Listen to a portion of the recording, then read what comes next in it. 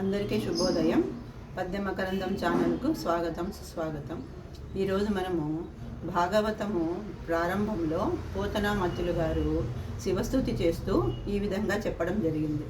వాలిన భక్తి మృక్కెద నవారిత తాండవ కేళికిన్ దయాశాలికి శూలికిన్ శిఖరిజా ముఖ పద్మమయూఖ మాలికిన్ బాల శశాంకమౌలికి కపాలికి మన్మద గర్వ పర్వతోన్మూలికి నారదాది ముని ముఖ్య మనఃసరసీరుహాళికిన్.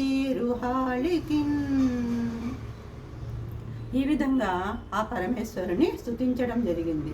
అంటే ఎల్లప్పుడూ తాండవ నృత్యాన్ని చేసేవాడు, బాలచంద్రుణ్ణి తలపై ధరించినవాడు, చేతిలో శూలమును ధరించినవాడు, కపాలమును ధరించినవాడు, పార్వతీదేవి యొక్క ముఖపద్మమునకు సూర్యకిరణముల వంటివాడు, మన్మధుని యొక్క గర్వమును అణచినవాడు, నారదుడు మొదలైనటువంటి మునుల యొక్క మనస్సు అనేటటువంటి ఈ మనస్సులలో తెలియాడేటటువంటి వాడు అయినటువంటి ఆ పరమేశ్వరుణ్ణి ధ్యానించడం జరిగింది. పరమశివుడు ఎంతో దయామయుడు, భక్తవత్సలుడు. కోరిన వెంటనే మన యొక్క కోరికలను తీర్చేటటువంటి పరమదయాళు.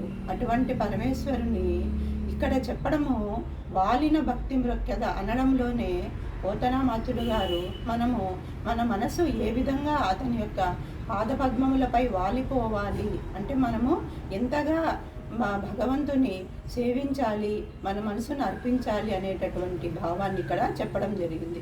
అందువల్లనే వాలిన భక్తి అనేటటువంటి పదమును వాడడం జరిగింది. అటువంటి పరమేశ్వరుని ఈ కార్తీక మాస ముగింపు సందర్భంగా మనమందరము కూడా సేవిద్దాము, పూజిద్దాము. ఎల్లప్పుడూ ఆ పరమేశ్వరుని ధ్యానిస్తూ మనము మన జీవితాన్ని సార్థకం చేసుకుందాం. ఓం నమః శివాయ.